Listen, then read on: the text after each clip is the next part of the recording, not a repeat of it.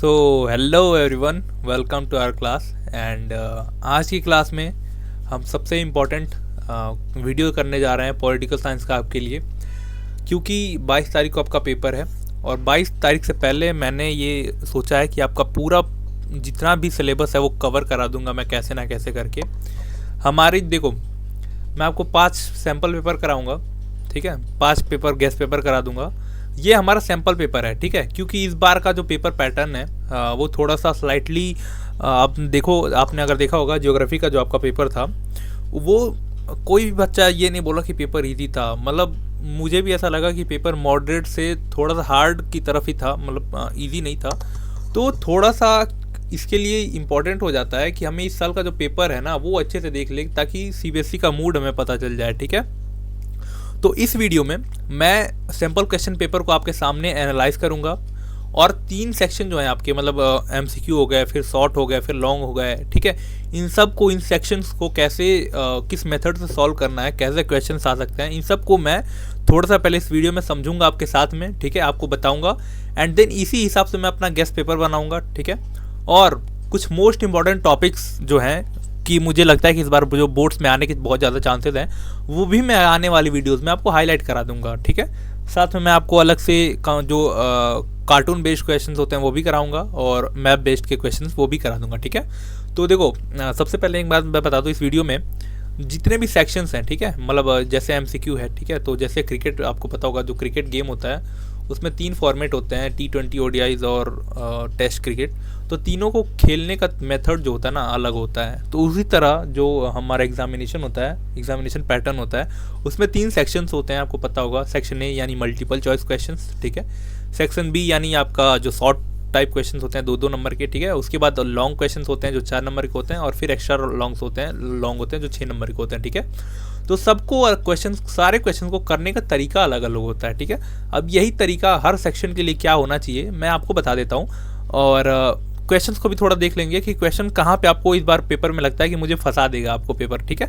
तो चलिए स्टार्ट करते हैं। क्वेश्चन नंबर 1 आपका है, the collapse of Soviet union was followed by shock therapy, ठीक है। जब सोवियत यूनियन का कोलैप्स हुआ तो उसके बाद शॉक थेरेपी ले आएगी, ठीक है। शॉक थेरेपी क्या थी? शॉक थेरेपी ये थी कि जो हमारे जो जो कम्युनिस्ट कंट्रीज थे उनको कैपिटलिस्ट कंट्रीज में बदला गया था, ठीक है। इसी का जो ट्रांजिशन था उसी को हम शॉक थेरेपी बोलते हैं, ठीक है। Which of the following is not correct, ठीक है। यहाँ पे जहाँ पे भी आपका वर्ड ऐसा दिखे ना वो उसको अंडरलाइन कर लिया करो, ठीक है, या फिर हाईलाइट कर दिया करो ऐसे, ठीक है, ताकि आपको पता हो कि यहीं पे क्वेश्चन फंस जाते हैं। आप एक्साइटमेंट में आप नोट पढ़ते नहीं हो, करेक्ट पढ़ के आगे बढ़ जाते हो, ठीक है। तो इसलिए जो भी क्वेश्चन हो उनको हाईलाइट कर दिया करो पेन पेपर से, ठीक है। शॉक थेरेपी के बारे में इसमें से कौन सा इनकरेक्ट है ये आपको बताना था, ठीक है। The transaction involve a breakup of existing trade alliance among the countries of Soviet bloc, ये भी बिल्कुल सही बात है, ठीक है। Shock therapy involve a drastic change in the external orientations of this economy, बिल्कुल ये भी सही बात है। FDI यानी free trade index and free trade investment, foreign direct investment and free trade were to be the main engines, ठीक है, बिल्कुल सही बात है। जब शॉक थेरेपी, मतलब जब USSR का डिसइंटीग्रेशन हो गया उसके बाद सारे जो कंट्रीज थे उन सोवियत कंट्रीज, उनके साथ फ्री ट्रेड हुआ और वहाँ पे फॉरेन डायरेक्ट इन्वेस्टमेंट आई थी, ठीक है। ऑप्शन डी बोल रहा है, the eastern capitalist state guided and control the development of this region, ठीक है। तो देखो यहाँ पे क्वेश्चन यहाँ पे बोला गया था, इनकरेक्ट बताना था आपको, नॉट करेक्ट बताना था, ठीक है। तो इनकरेक्ट यहाँ पे हो जाएगा, ईस्टर्न कैपिटलिस्ट नहीं थे भाई, ईस्टर्न कैपिटलिस्ट नहीं थे, वेस्टर्न थे। मतलब हमें एक चीज़ यहाँ से पता चल गई कि इस बार पेपर जो आएगा उसमें आपको वर्ड से खेलना पड़ेगा, ठीक है। वर्ड्स को आपको बहुत ध्यान से पढ़ना है, क्योंकि आपने सैम्पल पेपर में अभी देखा कि क्या बस वर्ड को बदल दिया, बाकी सब चेंज सही है, ठीक है। सिर्फ वर्ड को चेंज करके आपसे क्वेश्चन पूछ रहा है, तो आपको वर्ड्स बहुत ध्यान से पढ़ने पड़ेंगे MCQs के, ठीक है। वेस्टर्न कैपिटलिस्ट में जैसे USA हो गया, ठीक है, ब्रिटेन हो गया, फ्रांस हो गया, जर्मनी हो गया, ठीक है। ईस्टर्न कौन सी कंट्रीज थी? ईस्टर्न कंट्रीज जो कि USSR के साथ में थी, जैसे यूक्रेन हो गया, बेलारूस हो गया, ठीक है, जो सेंट्रल एशियन कंट्रीज हैं ये हो गई, ठीक है। तो चलो क्वेश्चन नंबर 2 पे देखते हैं। ये एक असर्शन रीजन है, ठीक है।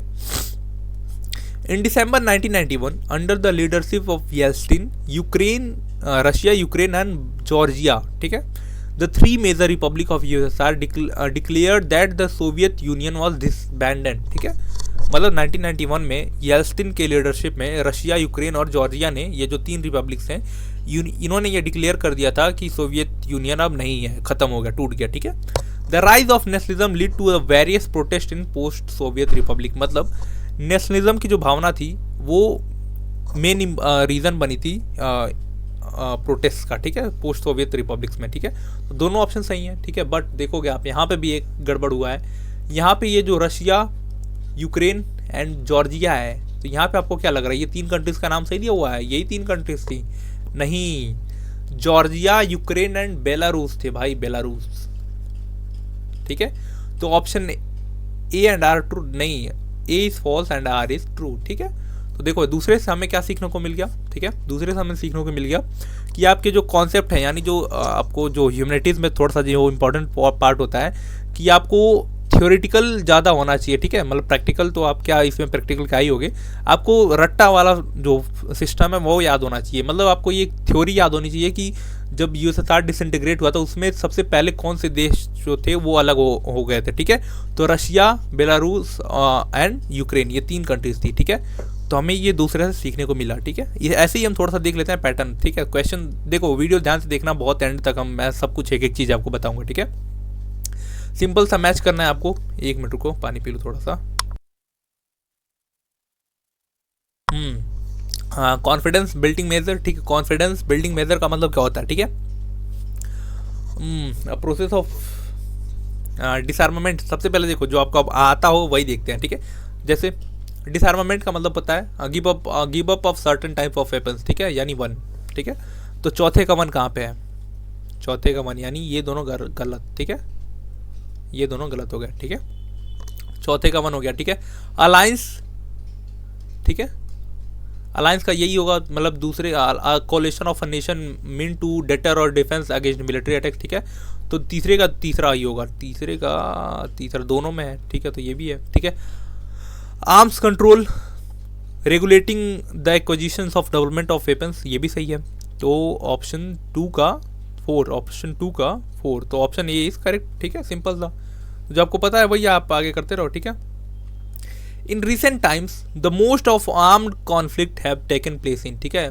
आज के टाइम पे, मतलब रिसेंट टाइम में सबसे ज़्यादा आर्म कॉन्फ्लिक्ट कहाँ पे हुए हैं, मतलब सबसे ज़्यादा लड़ाई झगड़े कहाँ पे हुए हैं। तो अगर आज के कंटेक्स्ट में अगर हम बात करें, तो अगर जनरल नॉलेज की बात करेंगे, अगर करंट अफेयर्स की बात करेंगे, तो मिडिल ईस्ट है, जिसमें आज भी आप देखोगे गाजा और इसराइल का वॉर चल रहा था, ठीक है। बट अगर आपके बुक के हिसाब से देखेंगे, तो आपको बुक के हिसाब से जाना है, वो है सब सहारन रीजन, ठीक है। सब सहारन रीजन आपको, आपने अरब स्प्रिंग पढ़ी होगी, और सब सहारन रीजन क्या होता है, जो अफ्रीका का, ये जो मान लो जो अफ्रीका है, इसका जो ऊपर वाला पार्ट है ना, ऊपर वाला पार्ट अगर मैं बात करूँ, तो जिसमें अल्जीरिया आता है, तुनीशिया आता है, इजिप्ट आता है, ये सब जो पार्ट आता है, इन्हीं को हम सब सहारन रीजन बोलते हैं, यानी अफ्रीका का ऊपर वाला पार्ट, ठीक है।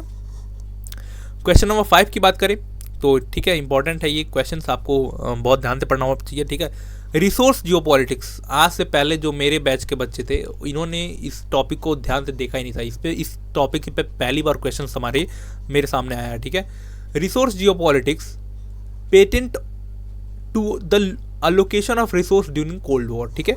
जो रिसोर्स जियोपॉलिटिक्स था, रिसोर्स का मतलब क्या होता है आपको पता है, जियोपॉलिटिक्स का मतलब होता है जो ग्लोबल लेवल पे पॉलिटिक्स होती है, मतलब जो देश एक दूसरे के साथ पॉलिटिक्स करते हैं, ठीक है।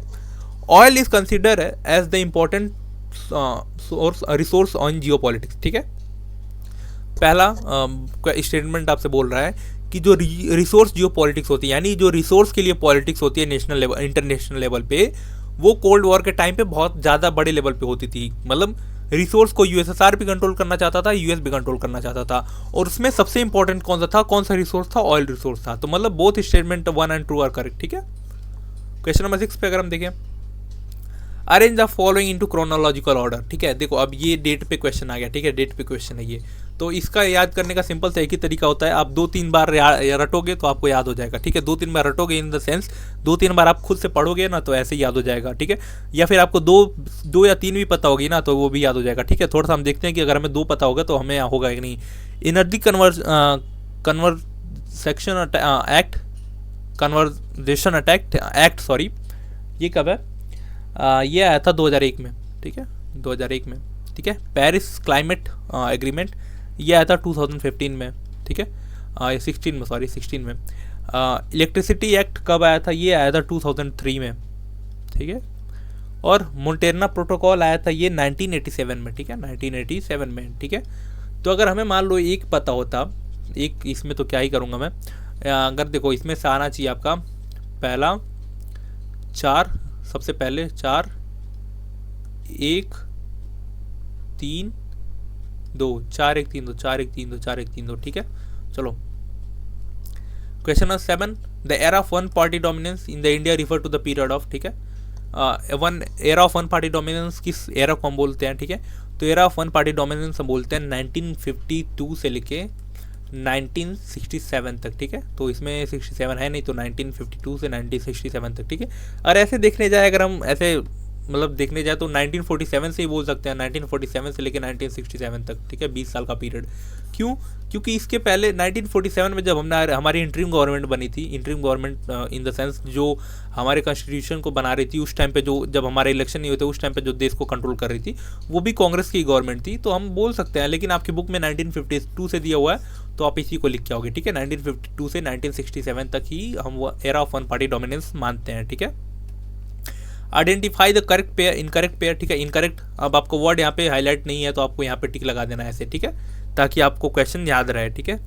डॉक्टर भीमराव अम्बेडकर चेयरमैन थे ड्राफ्टिंग कमेटी के। मौलाना Abdul Kalam Azad first education minister थे।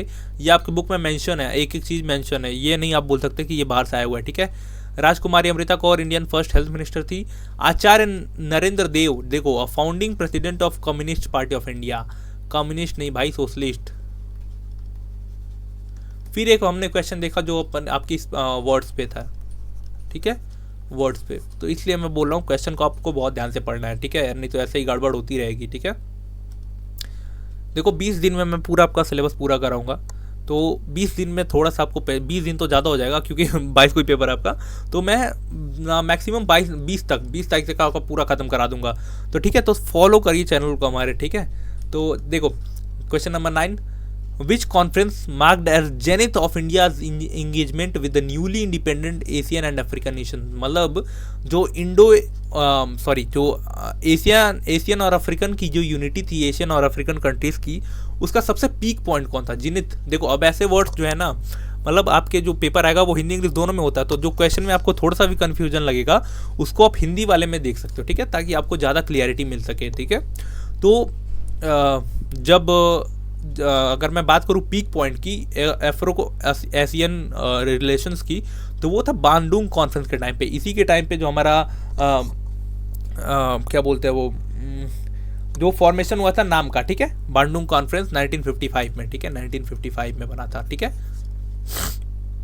चलो अगर 10 की बात करें तो which one of the following issue led to attack on Egypt in 1956 by Britain, ठीक है। तो 1956 में ब्रिटेन ने इजिप्ट पे अटैक क्यों किया था? Due to Suez canal issue, ठीक है, स्वेज कनाल की वजह से अटैक हुआ था इस पे, ठीक है। और इसी टाइम पे इंडिया ने अपना प्रोटेस्ट बताया था कि ये जो नियो कॉलोनियलिज्म है तो ये नहीं चलेगा, ठीक है। बोडो कम्युनिटी कहाँ की है? तो ये है असम की कम्युनिटी है, ठीक है, Bodo community.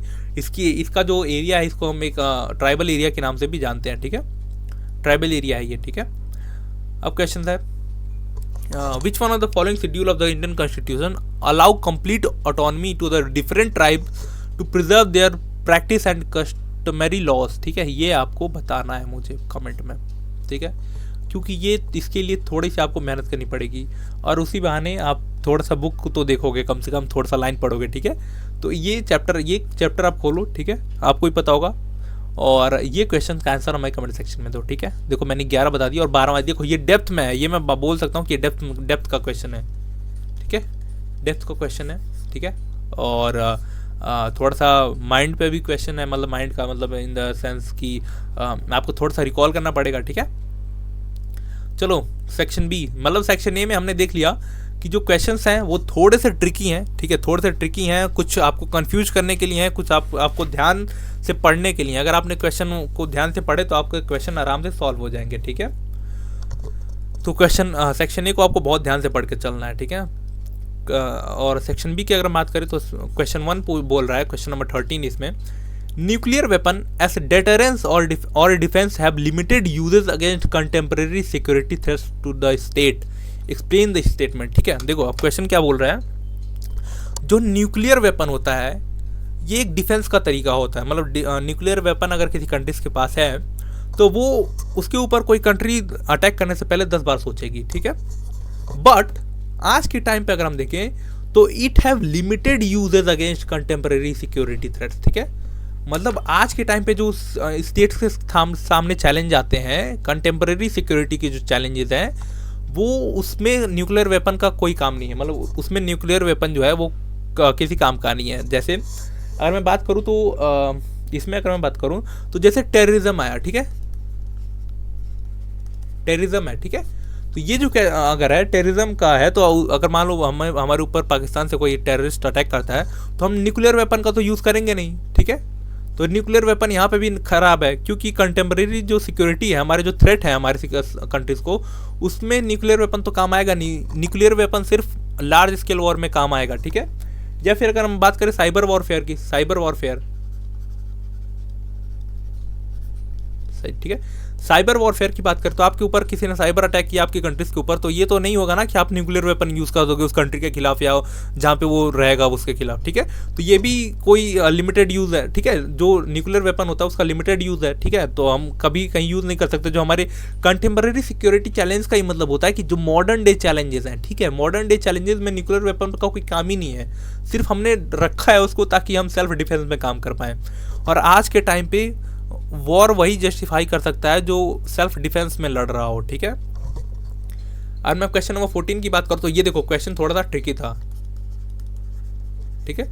Tricky in the sense ये था कि क्वेश्चन को आपको पहले ध्यान से पढ़ना है, उसको समझना है, ठीक है। देखो मैंने एक बार क्वेश्चन में, अगर कोई भी बोर्ड्स में लड़का बैठ के ये पढ़ेगा क्वेश्चन ऐसे इन्वायरमेंट में जहाँ पे सारे लोग एग्जाम देने बैठे हैं और बहुत शांति है, तो उस टाइम पे एक तो पहले से ही प्रेशर होता है, और दूसरे ऐसे क्वेश्चन आ गए तो आपको समझ में नहीं आएगा क्वेश्चन में पूछा क्या गया है। तो इसीलिए मैं बोल रहा हूँ कि क्वेश्चन को बहुत ध्यान से पढ़ना, और इसका जो हिंदी वर्जन आता है वो भी थोड़ा ध्यान से पढ़ लेना, ठीक है। एक दो बार हिंदी वर्जन पे भी पढ़ लेना ताकि आपको पूरा आइडिया हो जाए, ठीक है। और मैं 14 की बात करूं तो so with the help of 2 example that involvement of USA in south Asia has increase after the end of cold war. मतलब आपको कोई 2 एग्जांपल देना है, इसमें आपको बताना है कि यूएसए का जो इन्वॉल्वमेंट था ना साउथ एशिया का, आपको पता होगा साउथ एशिया जो हमारा इंडिया है और पाकिस्तान है, अफगानिस्तान है, बांग्लादेश है, श्रीलंका है, ठीक है। इनको तो ये बताना है आपको कि कोल्ड वॉर के बाद जो यूएसए था ना उसका इन्वॉल्वमेंट यहाँ पे साउथ एशिया में बढ़ गया था, ठीक है। तो इसका 2 एग्जांपल आपको देने थे, ठीक है। तो इसमें मैं अगर आपको बताऊँ तो जो पाकिस्तान था, ठीक है, पाकिस्तान जो है ये आपको पता है कि ये शुरू से ही जैसे इंडिपेंडेंट हुआ ये यूएसए की तरफ ही टिल्टेड रहता था, ठीक है। तो इसने सेंटो सीटो सब ज्वाइन कर रखा था उसका, ठीक है। तो पाकिस्तान की वजह से थोड़ा सा इन्वॉल्वमेंट था इसका, ठीक है। इंडिया की वजह से भी इन्वॉल्वमेंट था। इंडिया की वजह से क्यों? क्योंकि इंडिया इस रीजन का सुपर पावर था, ठीक है। और यूएसए और यूएसएसआर दोनों चाहते थे कि जो इंडिया है ना वो इनके फेवर में रहे हमेशा, ठीक है। तो यूएसए की इन्वॉल्वमेंट इसकी तरफ हमेशा रहती थी साउथ एशिया में, ठीक है। और तीसरा आप देखोगे अफगान वॉर, ठीक है, AFGAN अफगान वॉर, ठीक है। ये कब से कब तक चला था? ये चला था 201 से लेके 2021 तक, अभी जाके ख़त्म हुआ था 4 साल पहले ये, ठीक है। इसमें क्या हुआ था, जब यूएसए पे 9/11 का अटैक हुआ था उसके बाद उन्होंने अपनी आर्मी यहाँ पे अफगानिस्तान में वो भेज दी थी, ठीक है। तो इस वजह से भी हम देखते हैं कि जो यूएसए की इन्वॉल्वमेंट रही है साउथ एशिया में ये बहुत ज़्यादा रही है, ठीक है। क्वेश्चन नंबर 15 की अगर हम बात करें, it is now an almost universally accepted view that the country should only go to the war to the right reason, explain with an example, ठीक है। ये अब एकदम यूनिवर्सली एक्सेप्टेबल हो गया है कि कंट्री अगर वॉर में जाएगी तो राइट रीजन की वजह से जाएगी, मतलब उसके ऊपर कोई खतरा होगा या फिर कोई दिक्कत होगी, अगर वो रीज़न सही होगा तभी वॉर में जाएगी, ठीक है। तो ऐसा क्यों होता है? क्योंकि जो आजकल की कंट्रीज़ हैं, मतलब आजकल की जो जनरेशन है वो इकोनॉमी पे ज़्यादा फोकस करती है, और अगर वॉर में घुसी तो इसका मतलब ये होता है कि उसका जो पूरा इकोनॉमी है वो सफ़र करने लगेगा एंड में चल के, ठीक है। क्योंकि वॉर बहुत एक्सपेंसिव होता है, आजकल का वॉर वो नहीं होता कि हम तलवार से लड़ रहे हैं, ठीक है, बहुत एक्सपेंसिव होता है वॉर, तो सारी कंट्रीज अवॉइड करती हैं। बट इन द केस अगर आपको वॉर में जाना पड़ गया तब आप क्या करोगे? तो आपके पास एक राइट व्यू होना चाहिए, ठीक है, एक राइट रीज़न होना चाहिए कि आपको वॉर में जाना है। इसका एक एग्जांपल आपको देना था, तो इसका एग्जांपल था जैसे गल्फ वॉर, ठीक है, गल्फ वॉर, ठीक है। गल्फ वॉर कब तक हुआ था ना, कब हुआ था, 1991 में हुआ था, ठीक है। इसमें क्या हुआ था, जो ईरान था, ईरान अंडर किसके, सद्दाम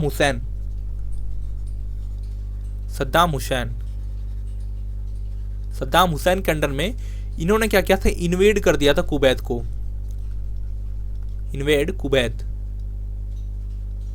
कुवैत, ठीक है, 1990s के टाइम पे, ठीक है।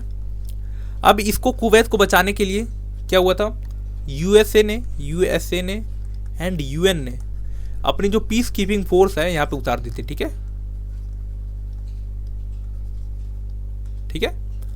तो यहाँ पे पता चल गया आपको कि जब इन्होंने इन्वेड किया तो इन्वेजन गलत होता है, इसी की वजह से यूएसए और यूएन ने अपनी फोर्सेस वहाँ उतारी, इसकी वजह मतलब राइट रीजन की वजह से यहाँ पे उतारी थी, ठीक है। और ये एग्जांपल देखो आपके बुक में भी दिया हुआ है, तो ऐसा मैं कोई बाहर से एग्जांपल आपको नहीं बना के दे रहा हूँ। मैं हमेशा बोलता हूँ कि क्वेश्चंस में आपको हमेशा वही लिखना है जो आपने पढ़ा है, ठीक है, और क्वेश्चंस भी हमेशा वहीं से आते हैं जहाँ जो आपके सिलेबस में दिया हुआ है, ठीक है।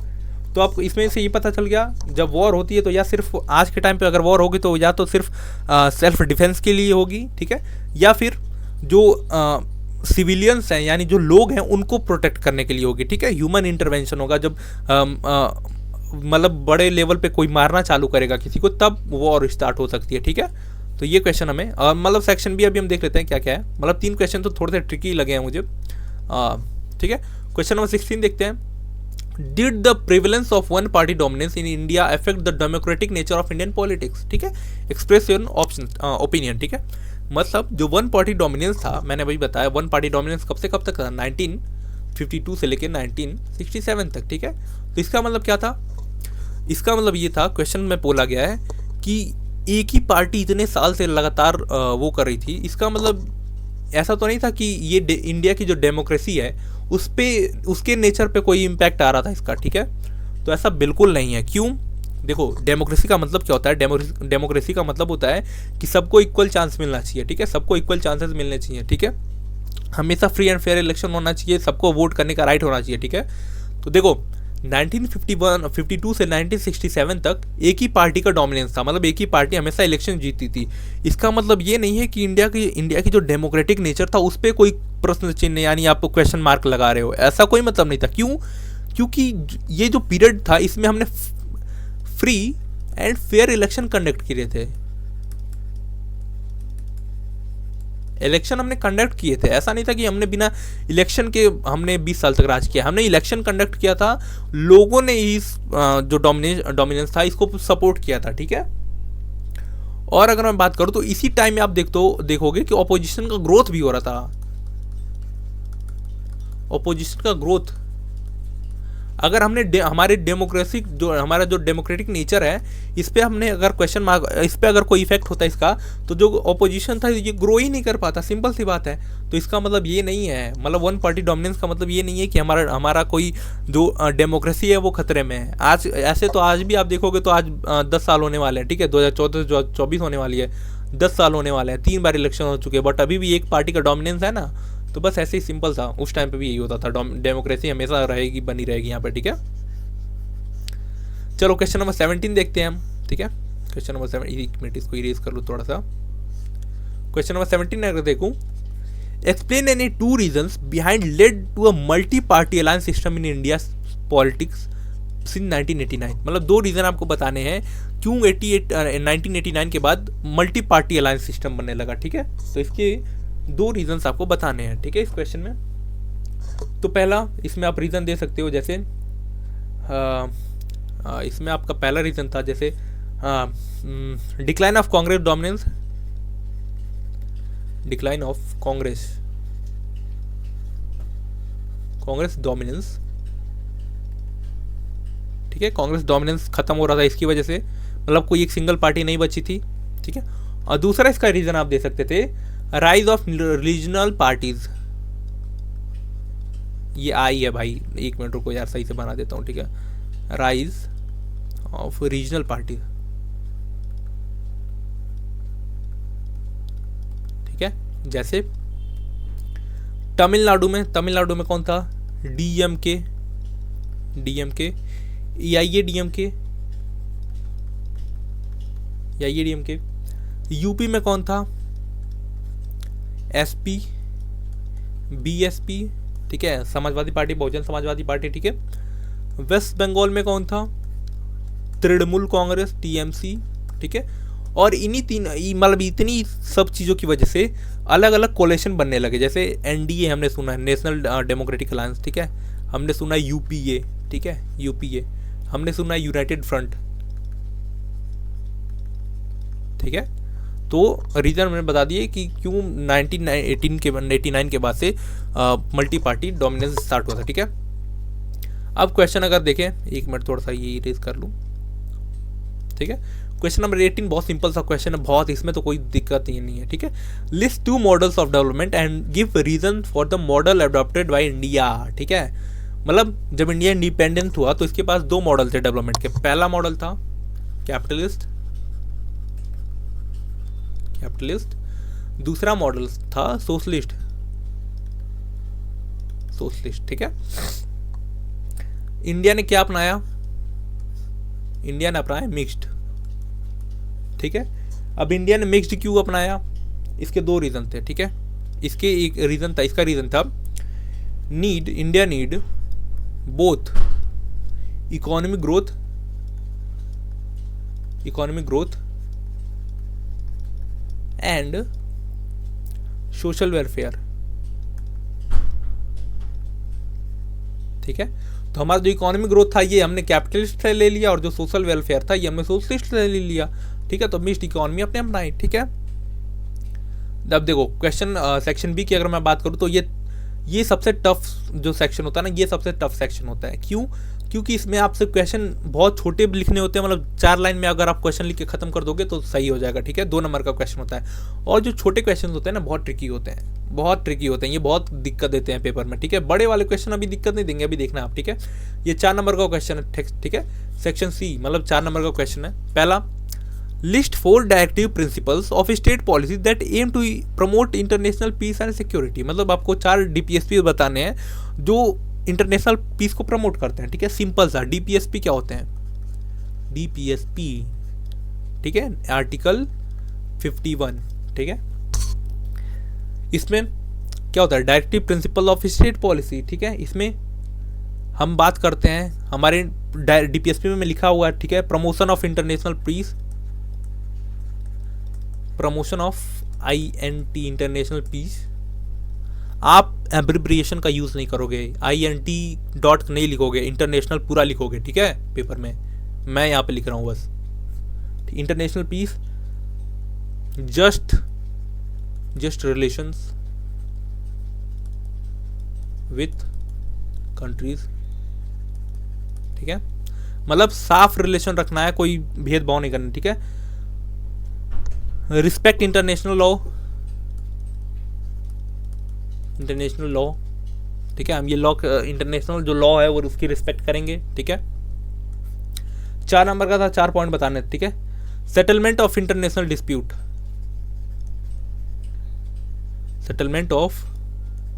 इंटरनेशनल डिस्प्यूट, ठीक है। जो भी डिस्प्यूट्स होंगे इंटरनेशनल लेवल पे उसको हम सेटल करने की कोशिश करेंगे, बिल्कुल सिंपल सी बात, ठीक है। तो ये 4 चीज़ें हो गई जो कि हम DPSP में बात करते हैं, और ये 4 चीज़ें क्या दिखाती हैं कि हम इंटरनेशनल पीस एंड सिक्योरिटी के लिए सीरियस हैं, ठीक है। क्वेश्चन नंबर 20 की बात करें, describe the event that led to the merger of Sikkim, ठीक है, विथ इंडिया। मतलब आपको सिक्किम का कैसे मर्जर हुआ इंडिया में ये आपको बताना था, सिंपल था, ठीक है। सिंपल सा बैकग्राउंड इसकी अगर हम बात करें तो जो सिक्किम था पहले वो एक प्रिंसली स्टेट था, मतलब मोनार्क का रूल होता था वहाँ पे, ठीक है।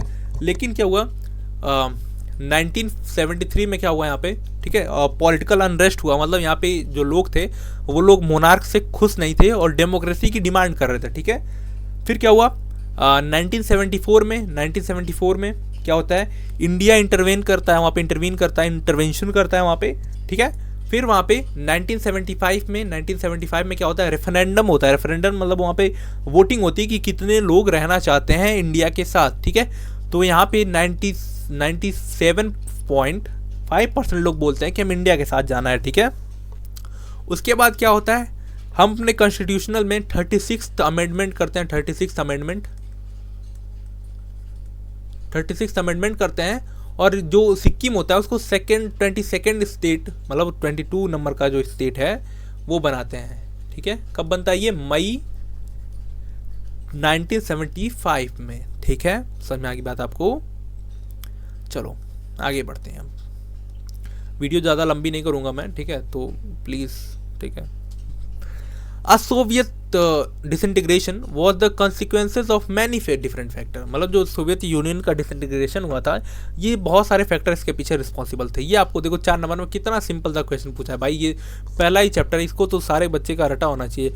पॉलिटिकल फैक्टर था, इकोनॉमिकल फैक्टर था, नेशनलिज्म की डिज़ायर थी, मिकाइल गोर्बाचेव का जो रिफॉर्म था वो था। ठीक है, इसकी अगर हम बी की बात करें तो most former Soviet Republic has the tension and conflict. ठीक है, मोस्ट जो जितने भी जो सोवियत जो रिपब्लिक थे उनमें कॉन्फ्लिक्ट हमेशा होती रहती है। ठीक है, होती रहती थी। ठीक है, तो ये तो बिल्कुल सही बात है। जैसे अगर हम बात करें तो चेचन्या है, ठीक है, वो एक जो चेचन्या रीजन है रशिया का, वो मुस्लिम मेजोरिटी एरिया है, तो वो हमेशा डिमांड करते हैं इंडिपेंडेंट स्टेट की। ठीक है, जॉर्जिया में अलग से सेपरेटिस्ट मूवमेंट चलते रहते हैं। यूक्रेन रशिया का आपको पता ही आज तक लड़ रहे हैं। ठीक है, नागोर्नो कराबाख रीजन जो है वो आर्मेनिया और अजरबैजान का है। ठीक है, तो वो दोनों के बीच में लड़ाई चलती रहती है। ठीक है, तो ये तो आपको सिंपल सा पता चल गया। ठीक है, क्वेश्चन नंबर 22 की बात करें तो analyse any 2 political consequences of globalisation, मतलब 2 कोई पॉलिटिकल कॉन्सिक्वेंसेज आपको बताने थे। ठीक है, और 20 का आया था analyse any 2 reasons for resistance of globalisation in India. मतलब हमने ग्लोबलाइजेशन को बहुत टाइम तक, मतलब 1992 तक, यानी 1991 तक हमने ग्लोबलाइजेशन को इंडिया में आने ही नहीं दिया था। क्यों?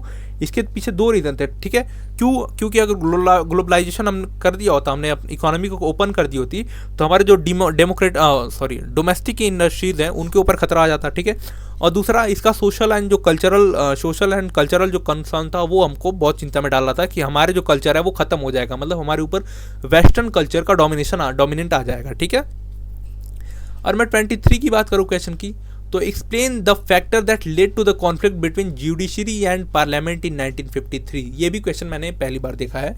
तो आपको अगर इस बार पेपर में कोई ऐसे क्वेश्चन दिख जाए जो पहली बार पूछे गए हो तो आप वो मत होना। ठीक है, मतलब ऐसा आँख मत खोलना अपना। ठीक है, वो क्योंकि सीबीएसई पहले दिखा रही है आपको कि क्वेश्चन कहीं से भी आ सकते हैं। ठीक है, इसका देखो 1973 में जुडिशरी और पार्लियामेंट के बीच में थोड़ा सा कॉन्फ्लिक्ट था। कॉन्फ्लिक्ट क्या था मैं समझा देता हूँ आपको। ठीक है, कॉन्फ्लिक्ट किस बेसिस पे था, कॉन्फ्लिक्ट क्यों था?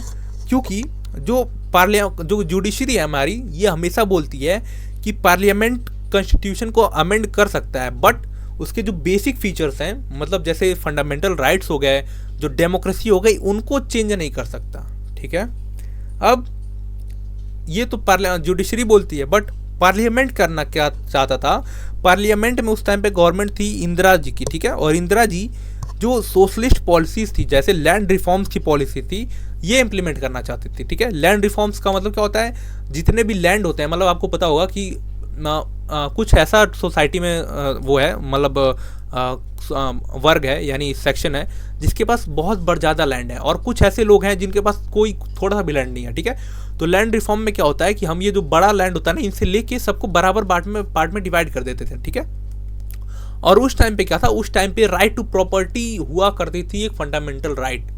अब वो बोला, जुडिशरी बोलता है कि आप फंडामेंटल राइट को वॉयलेट नहीं कर सकती, मतलब उसको चेंज नहीं कर सकती। ठीक है, बट पार्लियामेंट बोलता है कि भाई ये हमारे लिए ज़रूरी है, मतलब हम सोशल वेलफेयर के लिए ज़रूरी है। ठीक है, तो इन्हीं दोनों में इसी वजह से थोड़ा सा कॉन्फ्लिक्ट हुआ। ठीक है, और इसी में आता है केशव नंदा भारती केस, बहुत इंपॉर्टेंट, या यूपीएससी के लिए भी इंपॉर्टेंट है। केशव नंदा भारती केस बहुत फेमस केस है ये। ठीक है, आपको अलग से इसको पढ़ना पड़ेगा जब सिविल सर्विसेज की तैयारी करोगे आप। ठीक है, तो 1953 में आता है ये, और इसमें भी सेम जुडिशरी जो होती है ना, यही बात बोलती है कि आपके पास पावर है कि आप कॉन्स्टिट्यूशन को अमेंड कर सकते हो, बट जो फंडामेंटल चीज़ें हैं, जैसे फंडामेंटल राइट्स हो गया और जो डेमोक्रेसी जो राइट्स हो गए, ये सब आप चेंज नहीं कर सकते। ठीक है, इसी को बदलने के लिए कि हम कुछ भी चेंज कर सकते हैं, जो हमारा पार्लियामेंट होता है वो ले आता है 42nd अमेंडमेंट। ठीक है, सेकंड अमेंडमेंट इसके बाद आता है और ये पावर दे देता है पार्लियामेंट को कि ये अमेंड कर सकता है। इसी के बाद क्या होता है, जो राइट टू प्रॉपर्टी होती है ये फंडामेंटल राइट से हटा दी जाती है, सिंपल सी बात, ठीक है। तो अगर मैं बात करूँ ये, ठीक है, सेक्शन सी, तो ये अभी तक का सबसे इजी सेक्शन था। मतलब अभी देखा आपने ना, सेक्शन ए जो है हमारा मल्टीपल चॉइस क्वेश्चन, ये थोड़ा सा टफ है, ठीक है, ट्रिकी है। सेक्शन बी तो और ज़्यादा ट्रिकी है क्योंकि इसमें 2 ही नंबर का क्वेश्चन है, लिखना थोड़ा सा ही, बस क्वेश्चन को आपको समझने में टाइम देना पड़ेगा। सेक्शन सी जो है आपका, ये डायरेक्ट क्वेश्चन आ रहा है, इसमें कोई आपको ज़्यादा दिमाग नहीं लगाना है, आपको डायरेक्ट क्वेश्चन लिखते जाना है, ऐसे लिखते जाना है, ठीक है। ये मैं बात करूँ तो सेक्शन डी में ये थोड़ा सा एक क्या बोलते हैं, इमेज बेस्ड क्वेश्चन है। ये इसकी भी वीडियो मैं ले आ रहा हूँ, ठीक है। जितने भी इमेज हैं आपके जो मुझे लगते हैं आएंगे इस बार, थोड़ा सा मैं करा दूंगा, ठीक है। तो आपको उसकी टेंशन लेने की जरूरत नहीं है, ठीक है। मैप कैसे आते हैं आपको पता है, ठीक है। मैप तो ये रहा जैसे, ठीक है, ये क्वेश्चन पूछा है, ठीक है। पहला क्वेश्चन है यहाँ पे, the state related to the leader who coined the famous slogan Jai Jawan जय किसान। जय जवान जय किसान किसने दिया था? कौन? शास्त्री जी ने दिया था, ठीक है, शास्त्री जी ने दिया था, सॉरी। तो शास्त्री जी किस स्टेट से बिलोंग करते थे ये आपको बताना है, ठीक है, ठीक है। तो यहाँ पे जैसे वन का क्वेश्चन था, ठीक है, नेम ऑफ द स्टेट, ठीक है, और नेम ऑफ द स्टेट यहाँ पे लिखना था, ठीक है। और यहाँ पे कौन से अल्फ़ाबेट है, ठीक है, कौन से अल्फ़ाबेट में पड़ता है ये लिखना था, ठीक है। तो जो मैप का क्वेश्चन है ये मैं इसमें डिस्कस नहीं करूँगा क्योंकि मैप का जो क्वेश्चन है ये मोस्ट रिपीटेड होता है, शायद रिपीट करता रहता है हमेशा ये, ठीक है। तो आप मुश्किल से 3 से 4 साल के मैप अगर आप देख के जाते हो तो ये मैप का क्वेश्चन आपका सॉल्व हो जाएगा, ठीक है। बट ये मैं क्वेश्चन आपको करा दूंगा अगले वीडियो में, नेक्स्ट वीडियो में, ठीक है। तो उसके लिए स्टे ट्यून्ड और हमारे चैनल को सब्सक्राइब करिए। और ये देखो क्वेश्चन नंबर 26 आ गया, ये हमारा पैसेज का क्वेश्चन। एक पैसेज दिया हुआ है सार्क से रिलेटेड, यानी south Asian region association for Regional Corporation, ठीक है। अब देखो हमने पैसेज पढ़ा नहीं है, डायरेक्ट आप क्वेश्चन पे देखते हैं, ठीक है। Which one of the following was the primary goal of establishing South Asian Association for Regional Corporation? मतलब सार्क को इस्टेब्लिश करने का सबसे इंपॉर्टेंट गोल क्या था, ठीक है, प्राइमरी गोल क्या था, ठीक है। To create unified military force, ठीक है, टू एनहांस म्यूचुअल सपोर्ट, ठीक है, सिंपल सा यहाँ पे, ठीक है। आप नाम में ही देखो क्या है, नाम में क्या हुआ है, दिया हुआ है South Asian Association for Regional Corporation, ठीक है। तो to enhance mutual support, to develop common currency, ऐसा कोई वो रोल नहीं है, इसका कोई गोल नहीं है, ठीक है। टू रिजॉल्व टेरिटोरियल डिस्प्यूट, ये भी कोई गोल नहीं है, ठीक है। तो इनहेंस म्यूचुअल सपोर्ट, ठीक है। साफ्टा क्या था, ठीक है, मेन ऑब्जेक्टिव साफ्टा का क्या था? To establish free and fair market, ठीक है, मार्केट प्लेस, ठीक है। यहाँ पे आप भी देखोगे साफ्टा कहाँ दिया हुआ है, ठीक है। South Asian SHARC member have signed a free trade alliance which promise the formation of free trade zones for the whole South Asia, ठीक है, free trade zones, free market, ठीक है। Explain the significance of SHARC in South Asian and the factor which led to the limited success, ठीक है। मतलब SAARC important क्यों था, important क्यों है साउथ एशिया के लिए, और ये लिमिटेड इसका सक्सेस जो है, मतलब सक्सेस इसको नहीं मिली, इसके पीछे का रीज़न, ठीक है। तो सार्क इंपॉर्टेंट बस इसीलिए है कि हमें यहाँ पे इकोनॉमिक डेवलपमेंट होगी और जो म्यूचुअल रिलेशंस हैं वो डेवलप होंगे। और ये सक्सेस क्यों नहीं हुआ, सक्सेस इसलिए नहीं हुआ कि जो साउथ एशिया की जो सबसे 2 बड़ी कंट्रीज़ हैं, इंडिया एंड पाकिस्तान, इन दोनों की एक दूसरे के साथ जमती ही नहीं है, तो इसलिए वजह से ये भी ठंडे बस्ते में पड़ा रह गया, ठीक है। अब क्वेश्चन नंबर 27 देखते हैं, सेक्शन ई, मतलब 6 नंबर का क्वेश्चन है ये, ठीक है। तो examine the impact of any 3 political development that India witness between 1889 से लेके 1990 तक। मतलब यहाँ पे 1989 से लेके जो 1999 तक जो पॉलिटिकल डेवलपमेंट हुई थी, इंपॉर्टेंट पॉलिटिकल डेवलपमेंट, ये आपको बतानी थी, ठीक है। तो इसमें पहला जो डेवलपमेंट हुआ था वो राइज ऑफ कोलिजन गवर्नमेंट बना था, ठीक है, इस टाइम पे, ठीक है। इसी के टाइम पे आप देखोगे 1991 में हमने इकोनॉमिक लिबरलाइजेशन की थी, इको लिबरलाइजेशन, ठीक है। इसी के टाइम पे आप देखोगे हम अयोध्या डिस्प्यूट भी था,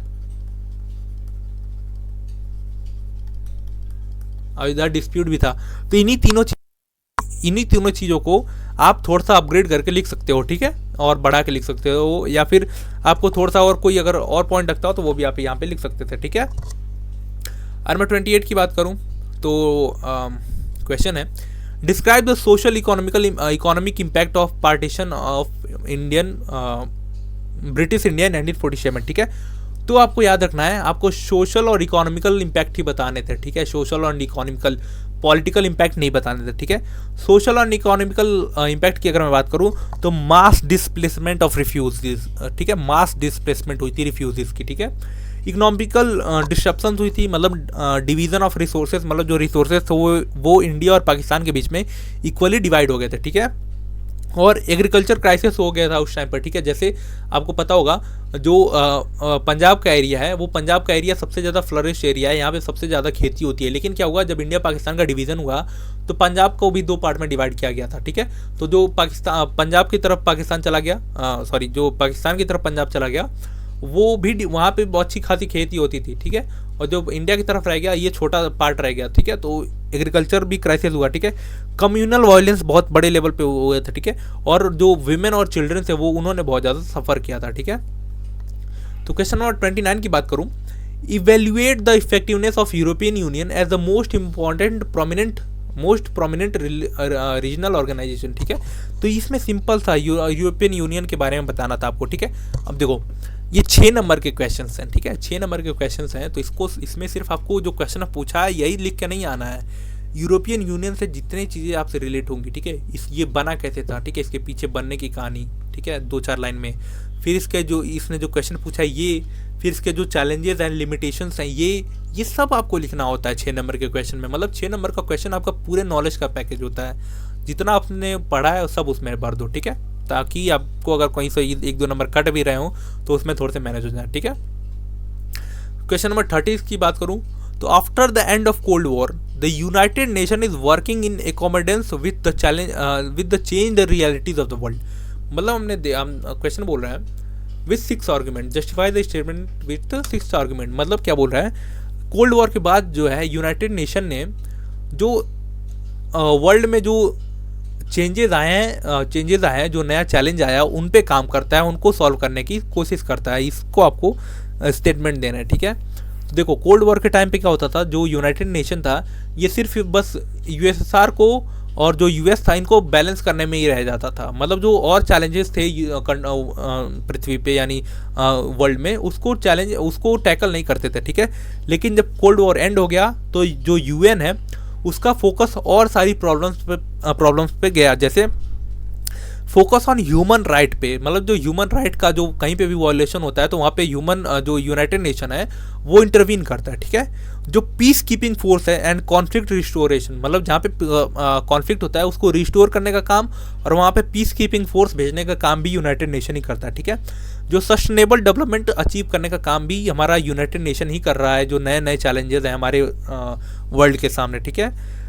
काउंटर टेररिज्म के खिलाफ भी हमारा जो यूनाइटेड नेशन है ये काम करता है, ठीक है। Global health and humanitarian aids के काम पे, मतलब जो ग्लोबल, जैसे आपको पता होगा कि बहुत सारी अफ्रीकन कंट्रीज़ हैं जिनके पास दवाई का काम नहीं है, दवाई के पैसे नहीं है, तो उनको फ्री में दवाइयाँ यानी जो मेडिसिन है वो प्रोवाइड करता है, यानी ग्लोबल हेल्थ और जो ह्यूमैनिटेरियन एड है वो भी प्रोवाइड करता है, ठीक है। और आज के टाइम पे अगर आप देखोगे तो जो यूनाइटेड नेशन है उन्होंने मल्टीपोलर जो वर्ल्ड है उसको अडॉप्ट किया है। मतलब कोई यहाँ पे जो मतलब जो मल्टीपोलर वर्ल्ड है, मतलब कोई एक सुपर पावर नहीं है, बहुत सारे सुपर पावर हैं, उसके हिसाब से यूनाइटेड नेशन काम करता है, ठीक है। तो ये रहा आपका पूरा सैम्पल पेपर का सॉल्यूशन। और हमने देख लिया कि देखो मैंने सेक्शन वाइज भी आपको बता दिया है कि क्या क्या करना है, ठीक है। तो बाकी और भी जितनी सारी वीडियोज़ हैं उनके लिए आप वेट करो।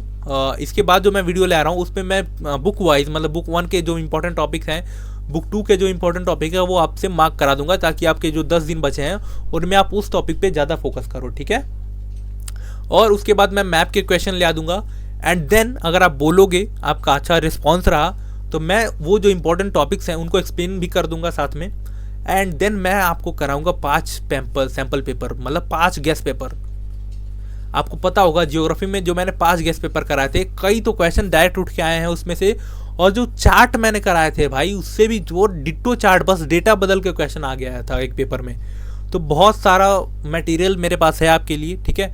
सिंपली आपको क्या करना है, सिंपली हमारे चैनल को सब्सक्राइब करना है, और CUET से रिलेटेड जितने भी डाउट हैं आपको, आप प्लीज़ हमारे टेलीग्राम चैनल पे नीचे डिस्क्रिप्शन में लिंक है उसको ज्वाइन कर लो। मैं वहाँ पे डेली डाल रहा हूँ, डेली आप जाके ज्वाइन करो। प्लीज़ आपको बहुत सारी चीज़ें वहाँ पे मिलेंगी, आपके एग्ज़ाम से रिलेटेड, आपके करियर से रिलेटेड बहुत सारी चीज़ें वहाँ पे मिलेंगी, ठीक है। तो तब तक के लिए stay connected, God bless you all and जय हिंद।